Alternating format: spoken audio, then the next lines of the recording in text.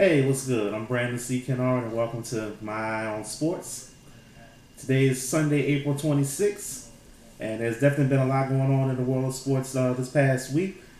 First thing I want to talk about is the first NBA coaching domino that has fallen. The Oklahoma City Thunder has fired Scott Brooks. I gotta tell you, I think that's a huge mistake, and that could be the end of the OKC Thunder as we know them. I think Scott Brooks was doing a pretty good job, and I think he was unfairly canned. Um, he had to deal with most of the season without Kevin Durant. I mean, you ask any team to deal without their number one superstar for most of the season, it's going to have an effect. I mean, these guys battled, and they literally came down to the last game of the season to making the playoffs. Russell Westbrook, he did all he could. The front office, they brought in guys to help. Maybe that was why they felt maybe they had the need to fire Scott Brooks. But I think this was something that they may have wanted to do a year ago. But it still was unfair, in my opinion. When you consider the fact that last season, they made it all the way to the Western Conference Finals. And then they were dealt a huge blow with Serge Ibaka getting hurt against the Spurs. So that limited them, and they fell short of making it to the finals. The year before that, they were in the playoffs, coasting along in the first round, and they lost Russell Westbrook. Again, they were able to get past the first round. Unfortunately, they weren't able to beat the Grizzlies in that next series. But again, you lose one of your main guys, it's hard to overcome that. You know, coaching can only do so much, especially in the NBA where stars are stars and they do what stars do. And when you lose one of those key guys, it's very difficult to overcome that. And then you consider the year before that when they traded James Harden. And James Harden, as we know, has now become an MVP candidate with the Houston Rockets. So when you consider all these things that have happened with the OKC Thunder over the past 3 years, it's very difficult to understand why they would release Scott Brooks. The coach that they're talking about getting, Billy Donovan, I don't know too much about him. I know he's a pretty good college coach, but like I said, it could spell doom for the Oklahoma City Thunder going forward. Will Kevin Durant leave? Will Russell Westbrook become disenchanted? It could, like I said earlier, spell doom for the Oklahoma City Thunder, and it could be the end of their reign as one of the top Western Conference teams in the NBA. We'll just have to wait and see. All right, the NBA playoffs are going on, and I gotta tell you, in the Eastern Conference, there's a couple things that are really turning my eye. The Washington Wizards, man, they really came out of the gate smoking in the playoffs with a sweep of the Toronto Raptors, including winning two on Toronto's home court to start the series. That's unbelievable. I guess Paul Pierce knew what he was talking about when he said that Toronto didn't have it. And when you consider what it is, it must be something because Toronto did not pose a challenge in this series, and that's very surprising because Toronto was thought to be at least a team on the rise, but that team definitely looks to be the Washington Wizards at this point.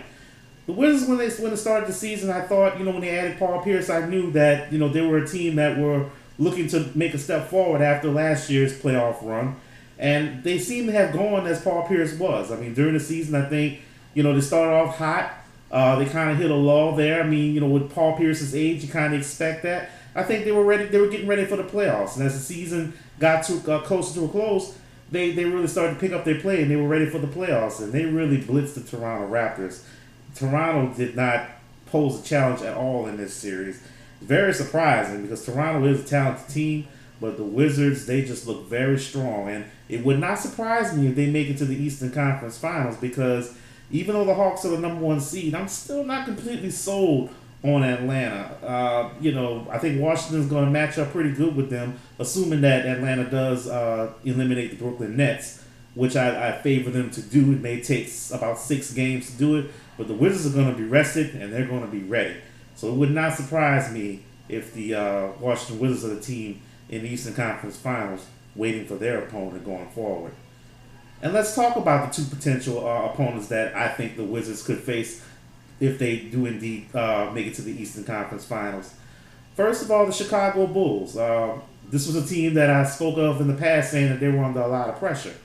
And they responded so far. Derrick Rose has really looked good in this first round series. He seems to have gotten better as the playoff series is going along. He's starting to look more and more like the old Derrick Rose. And if he ever finds his groove and becomes the Derrick Rose that won the MVP back in the 2011-2012 season, look out. This Chicago Bulls team is loaded. They're very talented. They have a pretty good front court now with Paul Gasol and Joakim Noah. Jimmy Butler has become a budding scorer, a guy who can be a closer and take some of the pressure off of Derrick Rose. And as I mentioned earlier, Tom Thibodeau is a very good coach.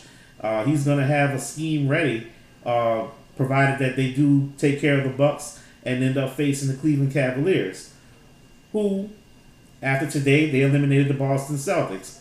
I tell you, having a good look at the game today, they literally fought their way to the next round, beating the Celtics. The Celtics were overmatched. I mean, they played a real good series, but they were overmatched. And, going forward, they're a young team who, they weren't even expected to be a playoff team this year, but they really gutted it out. They really fought hard. They really gave Cleveland, they gave them a little test there, but in the end, like I said, the Celtics were overmatched, and they just couldn't compete with the stars that Cleveland had to present out there on the floor.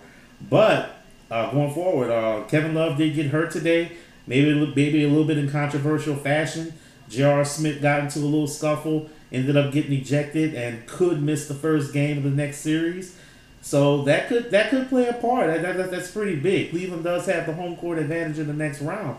But if you're talking about taking two key contributors off that Cavaliers team, that could spell a little trouble for Cleveland if they, do indeed end up facing Chicago in the next round, which they are expected to do. All right, with the rest of the Eastern Conference playoffs, I was talking about the Atlanta Hawks. Like I said, I'm not really sold on them. I mean, they are the number one seed. They are a team that deserves to be respected. But the way they're struggling against this Nets team, I'm just not sold on these guys. These guys should be, dominating this Nets team. Especially when you consider the fact that Deron Williams has really not been a factor in the series, and Deron Williams is one of those few stars they have on the team. Brook Lopez is legitimate, but again, if you're the Atlanta Hawks and you've won as many games as they've won in the regular season, you would figure they'd be dominating this Brooklyn Nets team. But if Brooklyn ends up tying this series in the next game, and it goes 6 or 7 games, that could spell doom for Atlanta, because as I mentioned earlier, the Washington Wizards are a team that's going to be ready to face them in the next round. So Atlanta, they're going to have to get it together if they have any chance of realizing their potential and trying to become a championship contending team. Moving over to the Western Conference, the Houston Rockets, they're battling the Dallas Mavericks. They look pretty good, winning the first 3 games of the series. As I'm doing this show right now, they're currently losing in Game 4 to the Dallas Mavericks. Even if they do lose Game 4, I expect them to go back home and win the series in 5, provided it has to go that far. Houston, I must say, they're looking pretty good. It looks like Dwight Howard's getting back into the mix. James Harden, of course, as I mentioned earlier, he's an MVP candidate, playing like an MVP candidate. He's really stepped up his defense as well. The Houston Rockets are definitely a team that you can make a case they can go as far as those 2 guys take them. It'll be interesting to see how guys like Josh Smith and Terrence Jones and Corey Brewer, how they impact the team as they try to move forward. But so far, so good for them. Other series going on, the Memphis Grizzlies, they did take a step back by losing to the Portland Trailblazers the other night. I'm sorry, they took a step back because they lost their point guard, Mike Conley, to a pretty scary eye injury, and he's currently going to be having surgery. But it could spell doom for them sweeping the series because they're really going to miss him. However, I do expect them to move on, take care of the Portland Trailblazers, maybe in the ho-hum 5-game series.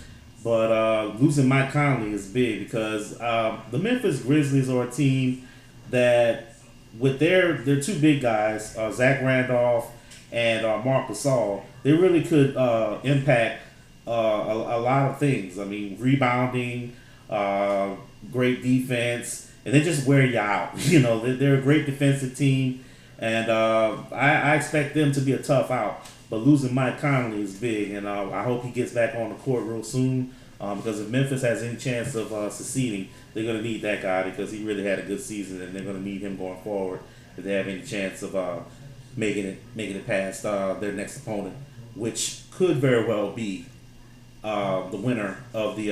It will be the winner of the Houston Rockets Dallas Mavericks series. Well, the Golden State Warriors, they eliminated my Pelicans. They did sweep my Pelicans, but the Pelicans showed a lot of heart. They never gave up. They really battled. But Golden State just proved to be the better team. Golden State, man, anytime the Pelicans made a run, it was either Steph Curry or Klay Thompson hitting big shots, and they really showed how tough they are and that they are truly the Splash Brothers. I mean, it seemed like they were just raining threes on the Pelicans, and even when they were missing shots, it seemed like guys like Draymond Green and Bogut, they got huge rebounds, and they just continued to impose their will on the Pelicans until they were able to get the sweep. But like I said, the Pelicans showed a lot of heart. I'm going to continue to support those guys.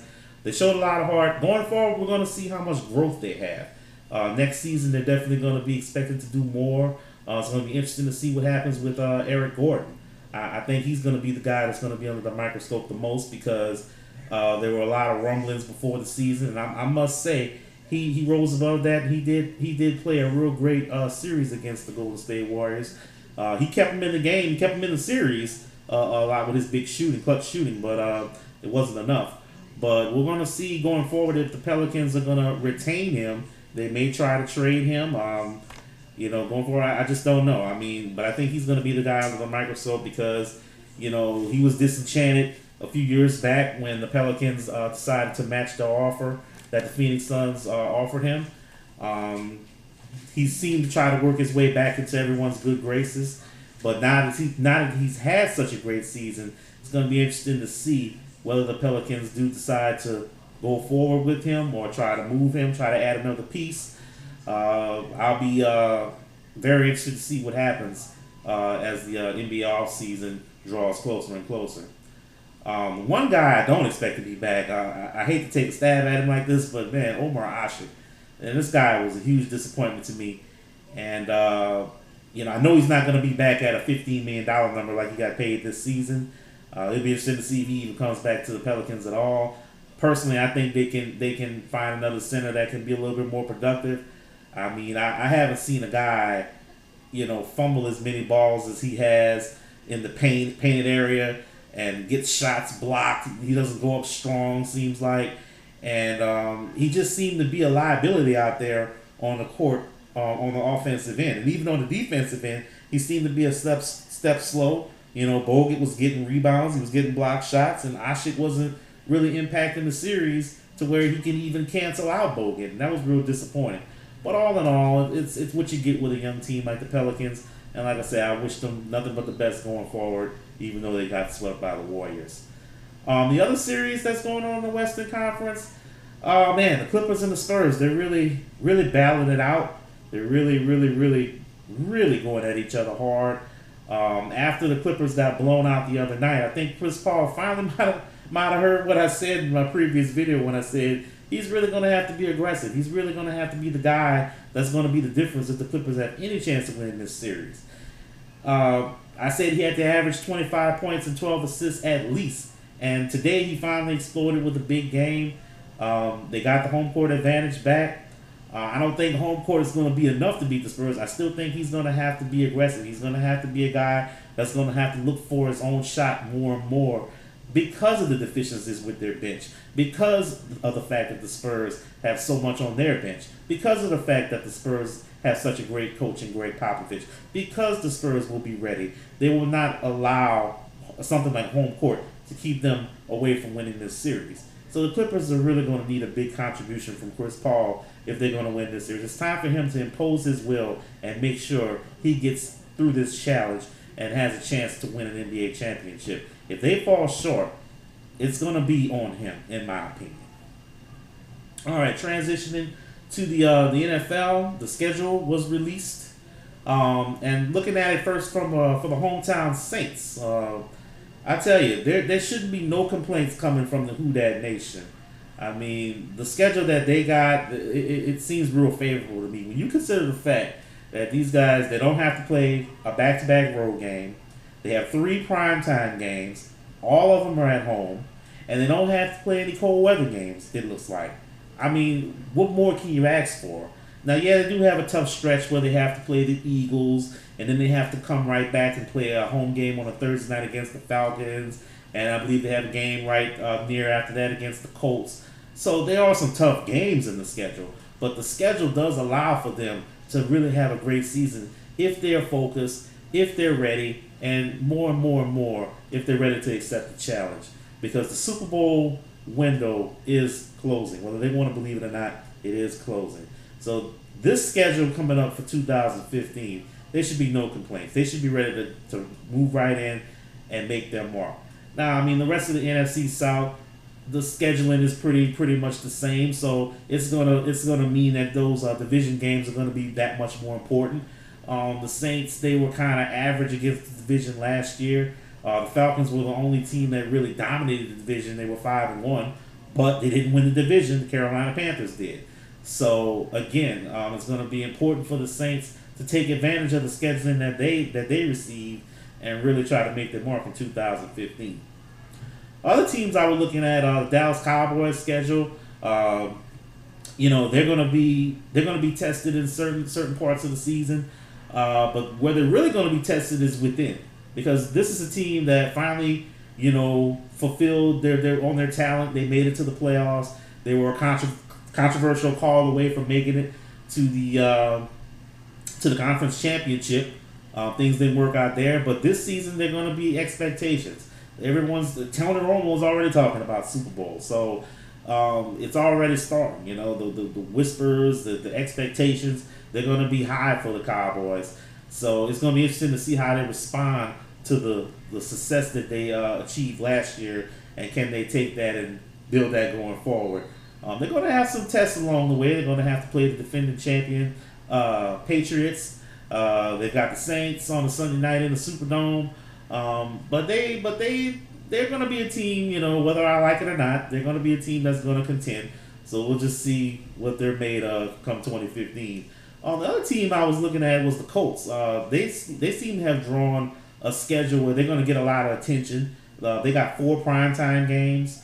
One is against the Patriots. They also have another against the Steelers. But they're really going to be under the microscope this season as well. Partially because of their talent, also because of the fact that they've taken a step forward over the last few years, making it all the way to the AFC Championship game last year, eventually losing to the Patriots. So they're going to be another team expected to contend. They're going to be a team that is going to be, as they say, Super Bowl or bust. Other teams to watch for is, teams that made it to the playoffs last year, and can they make it again this year? A team that certainly comes to mind is the Cincinnati Bengals. This is a team that's been knocking on the door. They've been making it to the playoffs the past few years, but they have not been able to get over that hump and win a playoff game. Is this the year where they finally just don't make it to the playoffs? Are they ever going to take that step forward, or are they going to take a couple steps back? It's going to be interesting to see what happens there, because they've been a strong playoff team, the last few years. But the schedule I looked at for them this year, it may be difficult, especially in a division that talent-wise is starting to match up, even with the Cleveland Browns, who, they didn't make the playoffs, and they have their own problems as well, especially at quarterback, but they did contend all the way until the end of last season. So Cincinnati won't find it easy getting back to the playoffs this season. We'll just have to see what they're really made of. Also, the defending champion Patriots, I expect them to definitely get back to the playoffs. I mean, even with the changes in the AFC East, the climate there, Rex Ryan getting with the Buffalo Bills. They got LaShawn McCoy. You have Miami, they made their moves, the biggest being Ndamukong Suh. The Jets, they bolstered their defense by getting Revis back. But they still have not really addressed the quarterback position as of yet. They still have time to do that, but I'm just not convinced that either one of these 3 teams are good enough to catch up with the Patriots, despite their losses. I expect the Patriots to retool probably through the draft, but they'll definitely still be the best team in the AFC East. It's going to be hard to convince me, anyway, that that anyone's ready to deal with the New England Patriots in the AFC East. All right, well, that's all I have to talk about on this episode of My Own Sports. Come next time, definitely gonna continue to look into the current state of the NBA playoffs. Also, the NFL draft is finally coming. It's gonna be huge. Teams are gonna have an opportunity to improve themselves, and what better way to do it by diving into a big pool of future NFL greats potentially. And also the big fight, the fight of the century, Mayweather and Pacquiao. Who's gonna take it? Well, I'll definitely give my view on it come next time. Thanks for viewing, and I hope to see you guys next time.